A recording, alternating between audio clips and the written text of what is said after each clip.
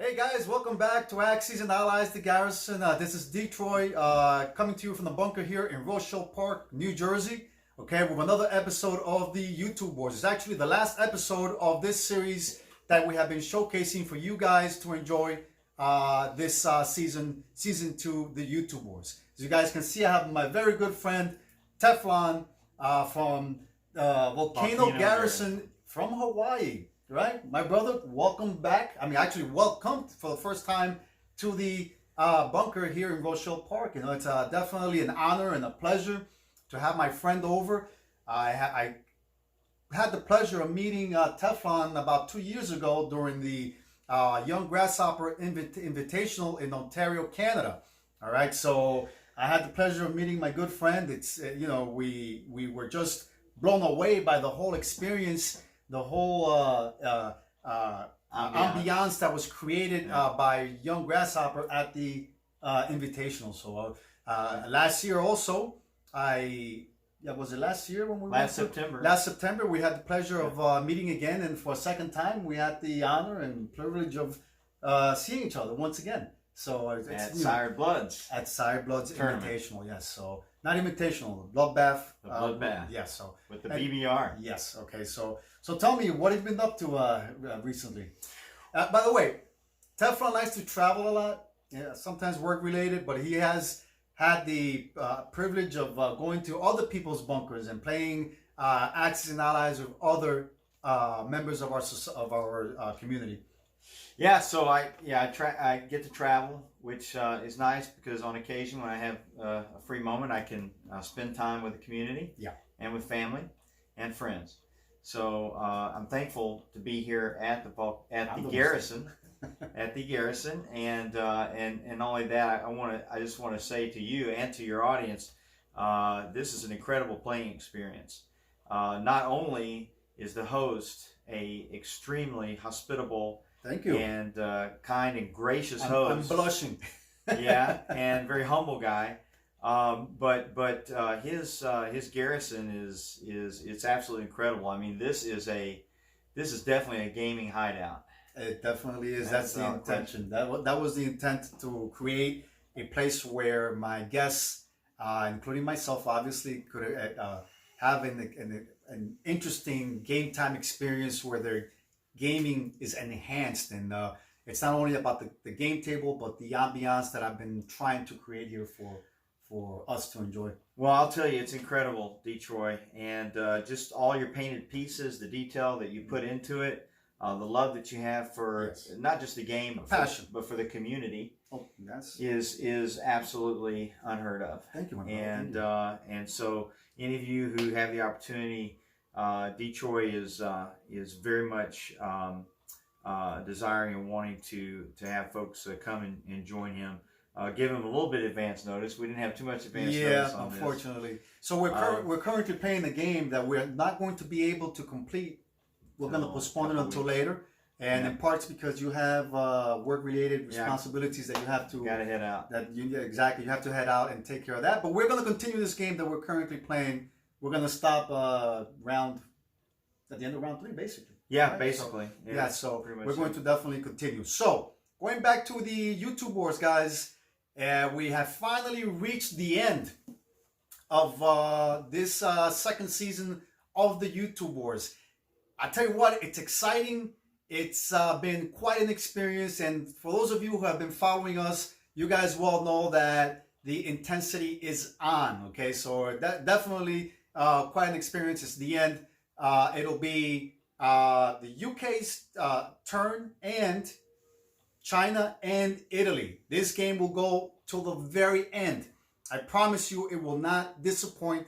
And, as always, guys, let me know what you guys are thinking about the strategies and tactics that we're using regarding this game. As a matter of fact, now that I have Teflon here, what do you think of this game that we've been going? I know you've been following this game intensely. Yeah. Now, you're one of those guys. He's one of my subscribers also. Who always makes commentaries, and I very much appreciate them. What do you think of where the game is at right now? And we very much appreciate you taking the time and energy and the sacrifice of limited space available yourself, time-wise, in terms of multitasking. Yes. Yeah, and exactly. And so I would say that playing the BBR has been pretty exciting. Yeah.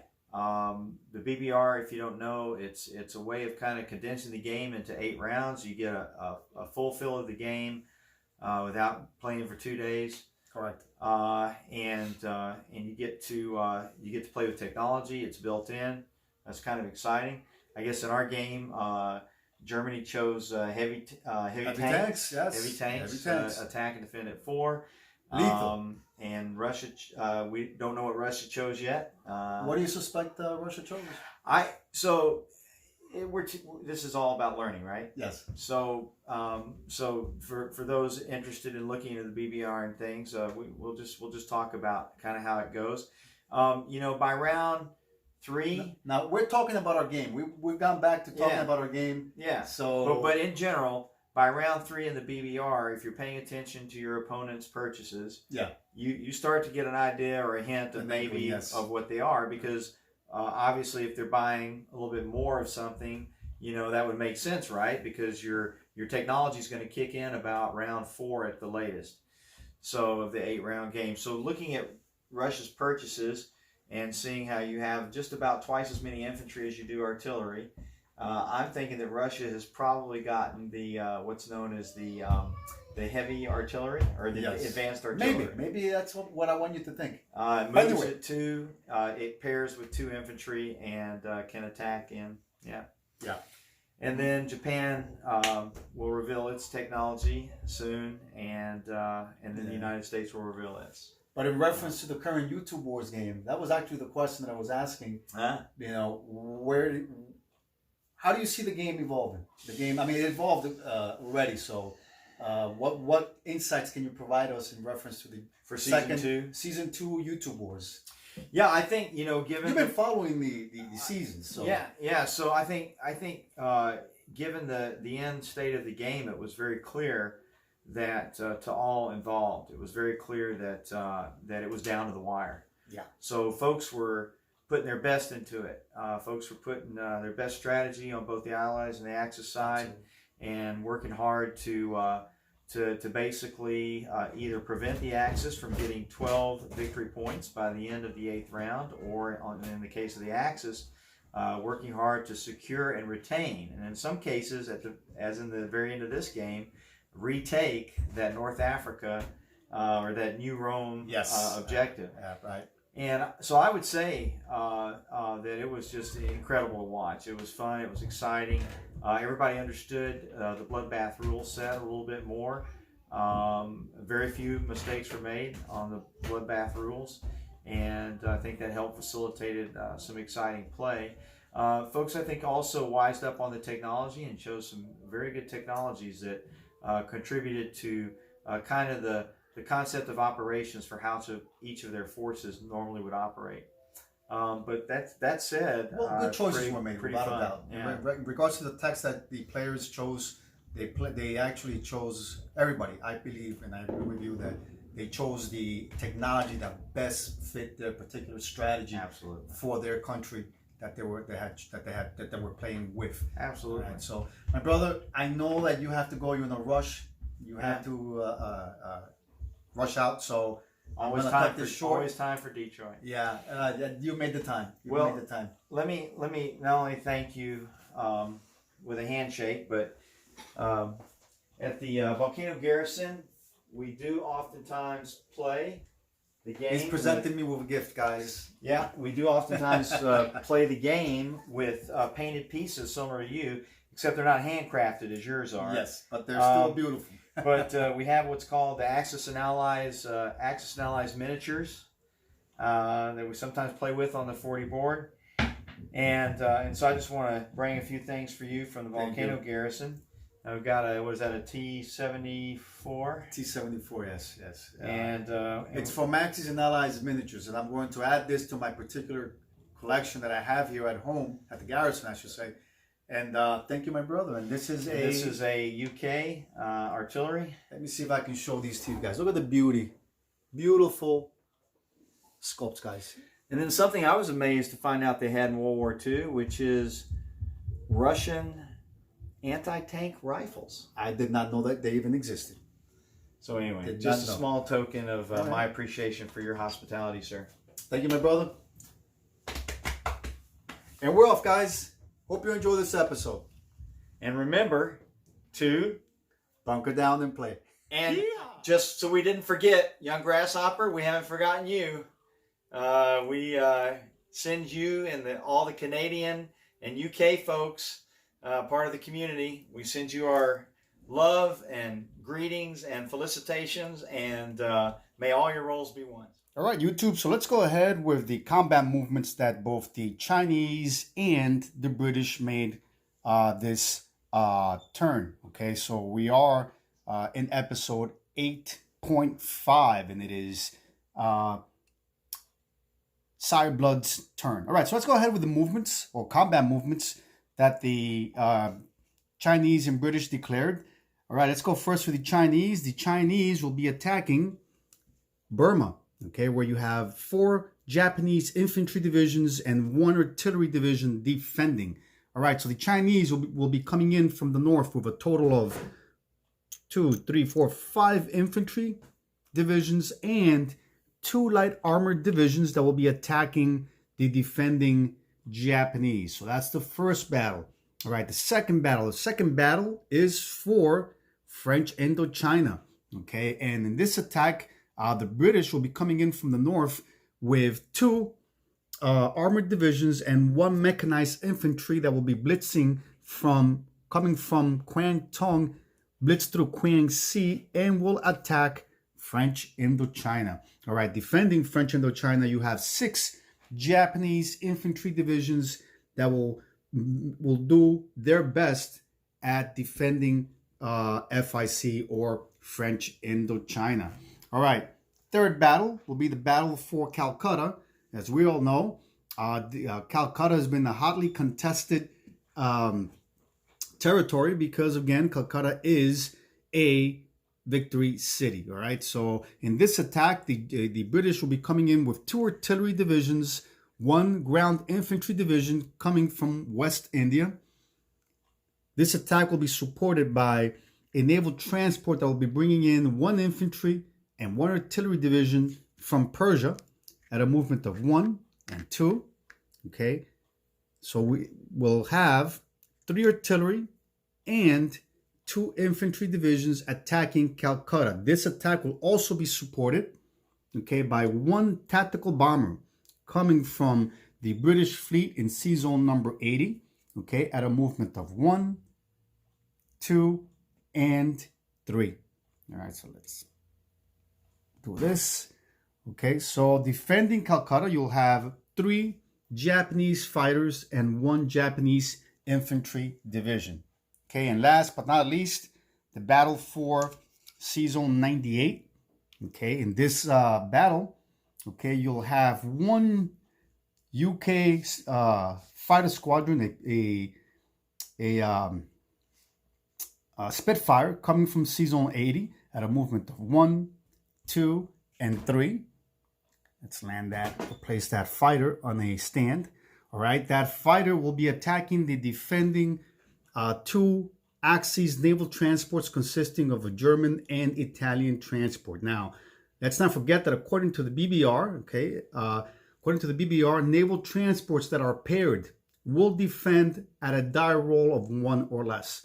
Okay, this is BBR rule. Okay, so these are the 5 attacks that the Chinese and the UK that are currently under the command of Sire Blood will be performing or conducting. Okay, so it's definitely very interesting. What's going on here is that Sire is trying, okay, to deny Japan 2 victory points, and they are as follows. You have the victory point of Southeast Asia, which consists of Burma, Shan State, Siam, French Indochina, and Malaya. If the Allies can deny the Japanese any one of these territories, the victory point of Southeast Asia will be lost to the Axis powers. Okay, then the other objective that Sire is trying to deny the Japanese is the victory city of Calcutta, India. So it is essential okay, that the Japanese maintain at least, that the Japanese not lose any of these territories if they're to maintain their 12 victory points that they currently have. All right, so that's what's behind Sayred's thinking here. He definitely, desperately wants to deny the Axis at least one and at best potentially two of these victory points to the Axis powers. All right, so let's review the battles that were just conducted. The British attacking from Kwangtung were defeated, okay, that were attacking French Indochina. All of the two armored divisions, including the mechanized infantry division, were destroyed, okay, were stopped. The Japanese, on the British return fire, did sustain 2 casualties. So the Japanese currently are halfway with their mission on protecting the Southeast Asia victory point, okay? But however, it's not yet over. The Chinese, okay, are also coming in from the north, okay, with 5 infantry and 2 light armored divisions. Now let's see if the defending Japanese, consisting of 4 infantry and 1 artillery divisions, are able to do the same. If the battle here is successful, then the Japanese get to keep this victory point. Okay, so let's go ahead. So what happened here, what transpired in this battle is that it was another Japanese victory. Okay, so in this battle, the Japanese were also successful. They had a big victory, all right? The attacking Chinese were stopped, were crushed. All 5 of the attacking Chinese forces going into Burma were destroyed. The Japanese only lost, interestingly, 2 infantry divisions in that attack. All right, so this is a very big battle. If it's successful battle for the Japanese, it signifies then that the Japanese will keep the Southeast Asia victory point, which is an essential component with winning this game. So currently the Japanese still, or the Axis I should say, still have 12 victory points. All right, battle number 4. Okay, the battle for Calcutta. In this battle, the defending Japanese were, unfortunately for the Japanese, defeated.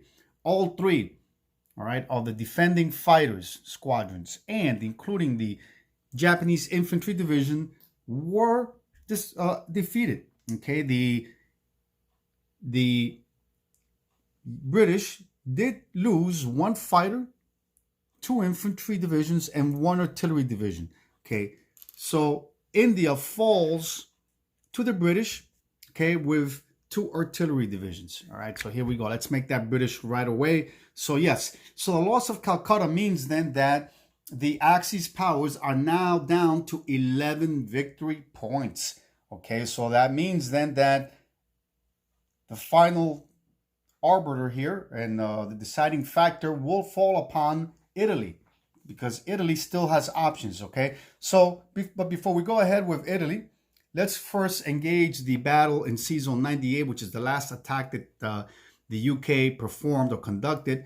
In this battle, the attacking Royal Air Force Squadron of 1 Spitfire attacked and sunk the 2 defending Axis naval transports. Okay, so that's a big victory. Not a big victory, but a small victory in a small way for the British in Season 98. Now, let me mention that according to the BBR, those 2 naval transports did roll a die 1. Actually, they got to roll twice, and twice they missed. Okay, so the Spitfire squadron did survive.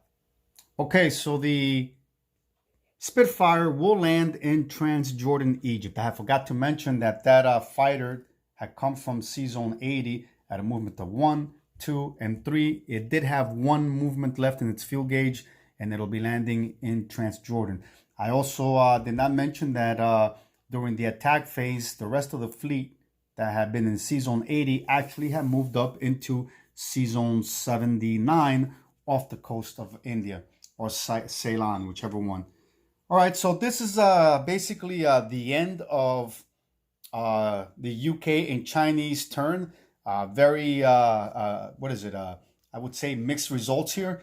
If anything, more success than not, because the British were able to take India, which means then that the Axis powers are currently have, allow me to say, 11 points. They were unsuccessful at taking Southeast Asia, which means then that this game will only be resolved during, or we will figure out who the victor is during Italy's turn.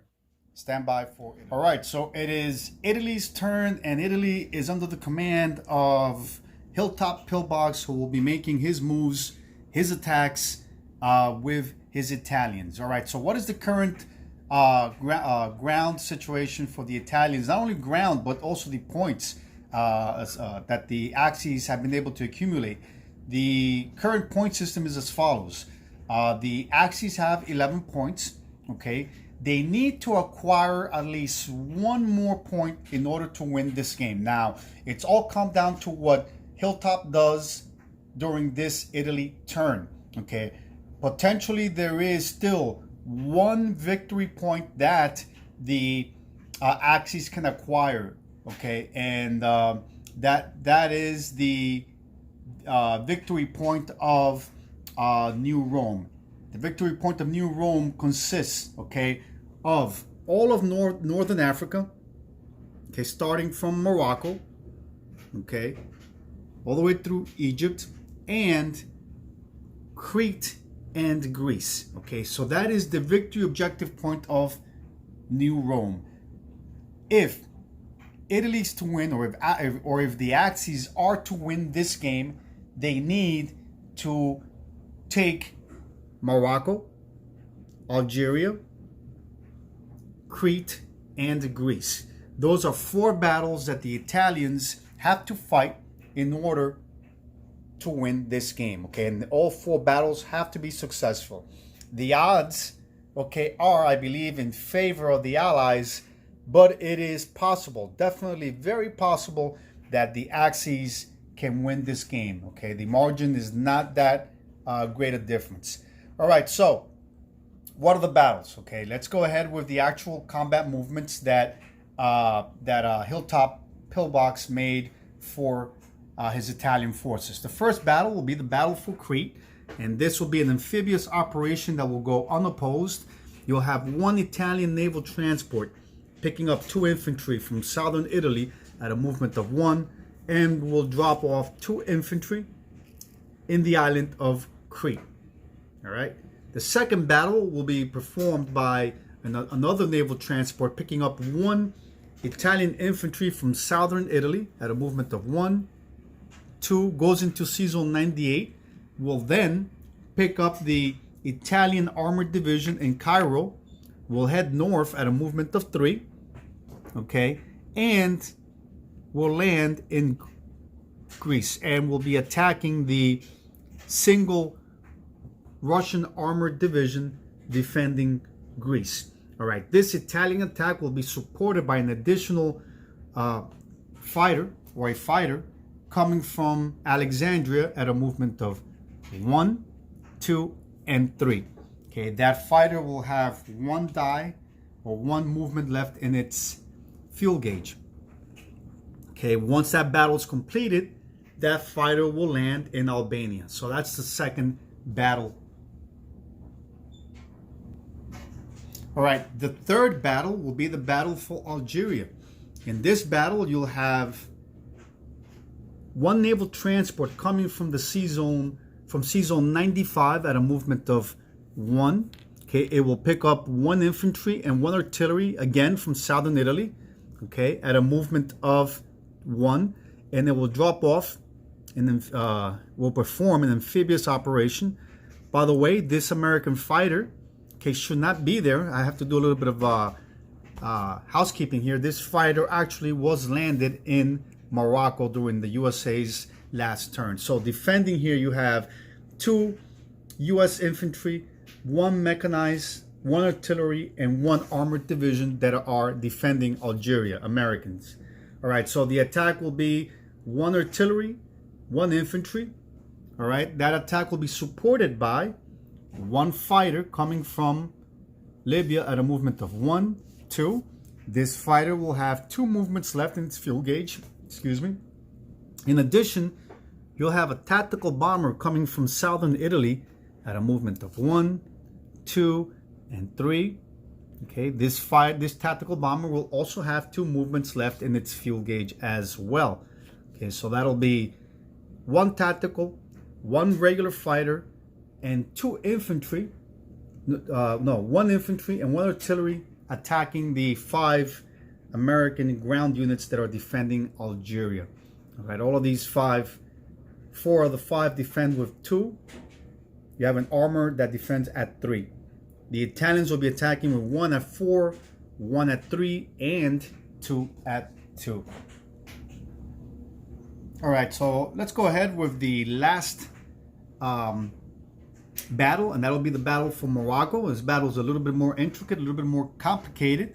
In this instance, this battle will be performed by the Italians infantry coming from, what is it, a naval amphibious operations supported by infantry, artillery, and armored divisions. You'll have 3 naval transports picking up 1 infantry from northern Italy, an additional 2 infantry from southern Italy, 2 artillery, and 1 armored division. All these divisions will move with the naval transport at a movement of 1 and 2. All right, here we have, let me making my best here at keeping this somewhat organized. We'll have 2 artillery, okay, 3 infantry, all right, attacking Morocco. All right, and let's not forget the Italian armored division as well that is attacking. All right, so this attack will be supported by the Italian battleship and Italian cruiser making steam at a movement of 1 and 2.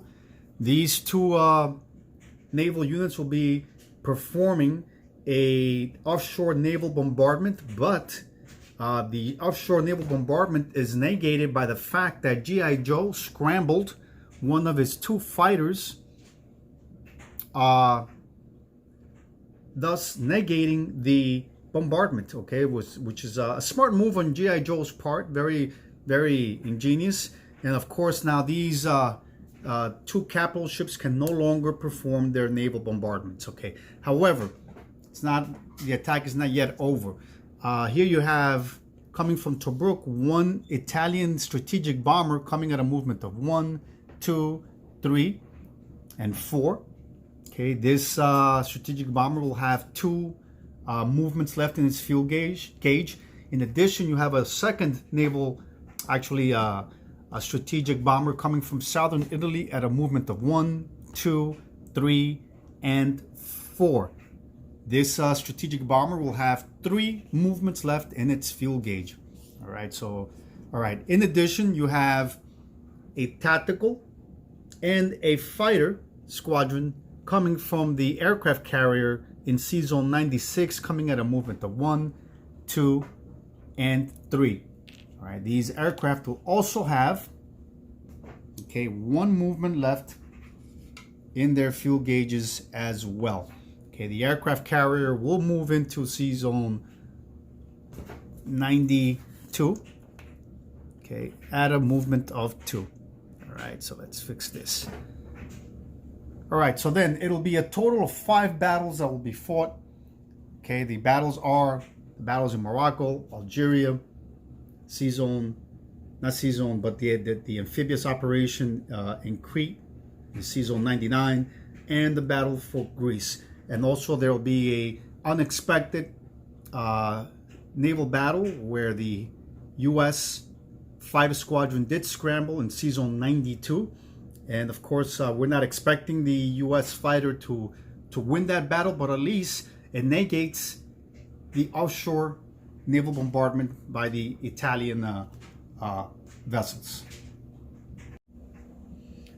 All right, guys, let's go ahead then with the final results of the battles that were just fought. And I tell you, interesting results, and we shall review them, okay? Italy needs to win all 4 of these battles in order for the Axis powers to win this game. All right, so the battle for Crete, obviously this was just a walk-in, an amphibious operation that went unopposed. The Italians did take Crete unopposed. Let's go on to the battle for Greece, where you have a single Russian armored division, a super tank defending with a die roll of 4 or less. In this battle, the Italians were successful and they did not sustain any casualties on the Russian return of fire. All right, so the fighter will be landing, the Italian fighter will be landing in Albania. All right, so guys, let's keep in mind that for the Axis to win, they need to acquire the remaining 2 territories that are still being held by the USA. They are Morocco and Algiers. All right, so let's go ahead with the battle for Morocco first. Okay, in this battle, the US did scramble its fighter. Okay, and the idea behind this scramble was to negate the offshore naval bombardment of the Italian battleship and cruiser. In this battle that was fought over the skies of Sea Zone 92, okay, the fighter did score a hit, which the Italian battleship absorbed the hit and is now damaged. Okay, the U.S. fighter was shot down. Okay, and we'll be removing that fighter now from Sea Zone 92. Once Sea Zone 92 was cleared, this allowed for the naval amphibious operation to take place. In this attack, you'll have 3 Italian infantry divisions, 2 artillery, 1 armor, and 2 strategic bombers, along with 1 fighter and 1 tactical bomber attacking the U.S. forces in Morocco, consisting of 1 fighter, 4 infantry, 2 artillery, 1 mechanized infantry divisions, and 1 AAA. Okay, the AAA did engage the Italian Air Force as it came in over the skies of Morocco, and in this instance, the AAA did not hit any of its targets, so there were no positive hits on the Italian Air Force during the attack. All right, so what had transpired? It was a massive battle that was fought in Morocco. Yes, a massive battle. Both sides fought heroically, but by the end of the day, it was the Italians, yes, the Italians that were successful and were able to defeat the Americans. All of the American forces were defeated in Morocco. All right, so the Italians themselves had heavy losses. Okay, the Italians only had 1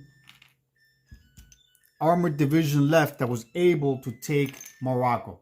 All right, the remaining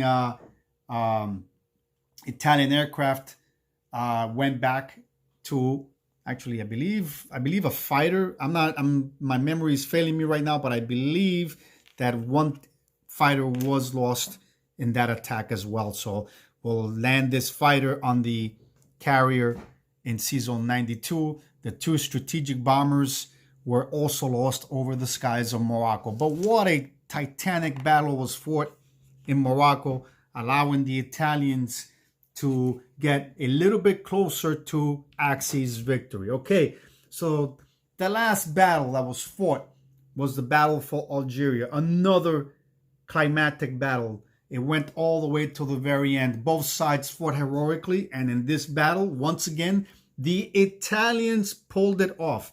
The Americans were also once again defeated in Algeria. Okay, the Italians lost 1 infantry.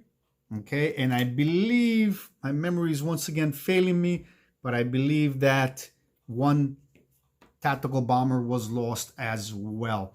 All right, this fighter could have landed either in Tunisia or the carrier. It doesn't really matter.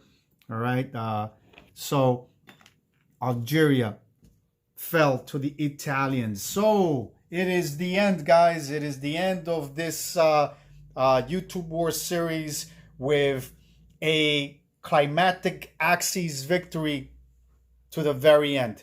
What an amazing game, guys. It's been a lot of fun. I've not only myself, but I could speak on behalf of my teammates and my opponents that we all had a lot of fun playing this game. And to be honest, we did not know at any given time who was going to be the winner. It was always an uphill struggle for no matter which side was playing this game. Okay, so it was definitely interesting, exciting. It was a fantastic game, and I congratulate my opponents, and I thank you, my viewers, subscribers, for sticking with me. It's been quite a ride, to say the least. Okay, so guys, as I like to say, I hope you enjoyed this episode, and as always, let me know what your thoughts are regarding the strategies and tactics involving this game. And what would you have done? What would, I want to hear what you guys have to say in reference to what strategies you would have employed or what you would have done differently regarding this absolutely fantastic game. It has to be one of the best games that I've played so far as Axis and Allies gaming is involved. All right, guys, as always, don't forget to bunker down and play.